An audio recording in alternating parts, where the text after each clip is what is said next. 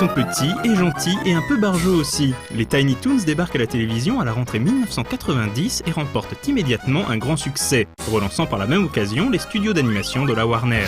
Qui dit série animée à succès dit souvent jeux vidéo dérivés, et les Tiny Toons ne font pas exception. Nous allons passer en revue quelques-unes de ces adaptations sur console de salon.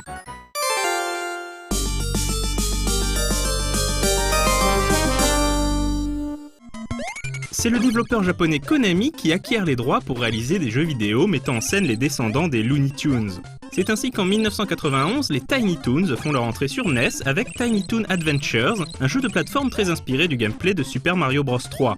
On y incarne Buster Bunny qui doit contrecarrer les plans de Montana Max, un schéma qui sera souvent reproduit dans les jeux vidéo Tiny Toons. L'aventure de Buster le conduira à traverser 6 niveaux, chacun découpé en plusieurs actes. L'une des particularités du jeu est la présence d'un bonus qui permet à un autre Tiny Toon de prendre la place de Buster. Chaque personnage possède des capacités uniques, comme voler ou détruire les murs, qui lui permettront de franchir certains passages. Il s'agit en fait du même principe que les costumes de Mario.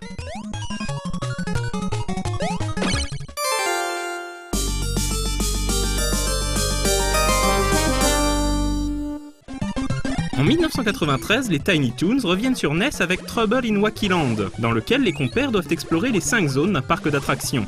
Les niveaux peuvent être explorés dans n'importe quel ordre, à condition d'avoir collecté suffisamment de tickets d'attraction. Chaque niveau correspond à un challenge bien spécifique auquel le joueur devra se mesurer dans la peau d'un des personnages de la série. Hampton se retrouve sur un train, Petit Minet doit survivre à une descente de rapide, Babs essaie les montagnes russes et ainsi de suite.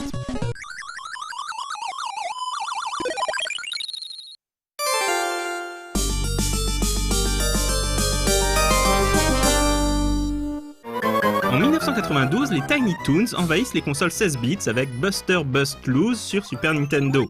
Dans ce jeu de plateforme intégrant quelques éléments de jeu d'aventure, Buster doit traverser une série de niveaux inspirés de films célèbres. Après le premier niveau prenant place dans l'université Acme, Buster traversera ainsi un niveau western, une maison hantée, le jeu se terminant par une parodie de Star Wars dans laquelle Buster doit sauver la princesse Babs des griffes ou plutôt des palmes du maléfique Darth Vader. Très réussi visuellement, avec des décors très détaillés et des sprites parfaitement animés, Buster Bust Loose se révèle un jeu assez technique. Il faudra ainsi maîtriser la capacité de Buster à courir sur les murs pendant quelques secondes pour espérer triompher des dangers qui parsèment sa route.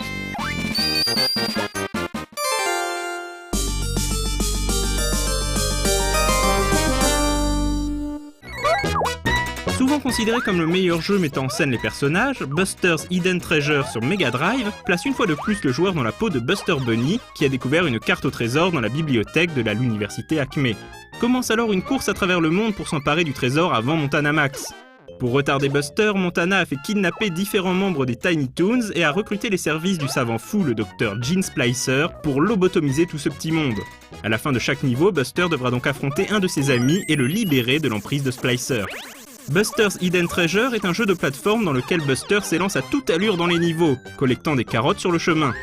Le jeu est très dynamique, mais la maniabilité demande un petit temps d'adaptation car l'inertie de Buster est un peu spéciale. Cependant, une fois que l'on maîtrise les déplacements du lapin bleu, il faut bien avouer que le jeu n'est pas franchement difficile. Il n'en reste pas moins une belle réussite grâce à la qualité de ses graphismes et de sa bande-son.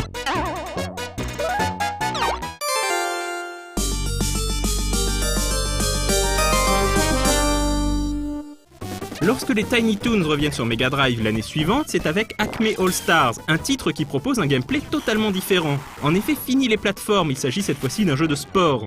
Le jeu permet de faire s'affronter des équipes de 3 Toons chacune dans des compétitions de football ou de basketball. Le gameplay se révèle très correct avec la possibilité d'utiliser des coups spéciaux pour prendre l'avantage sur l'équipe adverse. D'autres mini-jeux plus anecdotiques incluent la course d'obstacles ou le bowling.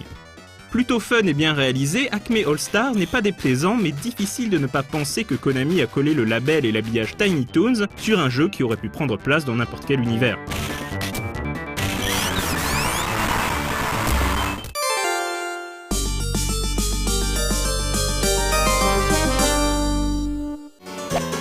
Côté Super Nintendo, les Tiny Toons ont également droit à leur jeu de sport, Wild and Wacky Sports. Mais là où la version Mega Drive proposait des vrais sports, son équivalent Super Nintendo se contente d'enchaîner les mini-épreuves. Jouable à 4 simultanément, Wild and Wacky Sports est donc plus proche d'un party game comme Mario Party que d'une simulation sportive. Les épreuves proposées sont variées avec du tir, du sprint, du lancer de disque, de la course d'obstacles, du ski, du vol en deltaplane, du saut à l'élastique. Bref, il y a de quoi s'amuser pour peu qu'on arrive à réunir plusieurs joueurs devant la console.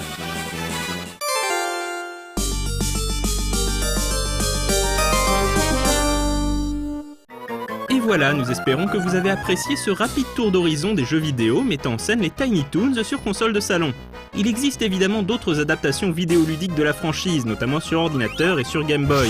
Et nous aurons l'occasion dans Retro & Magic de reparler des jeux vidéo mettant en scène les Toons, qu'ils soient ou non tiny. L'émission est finie.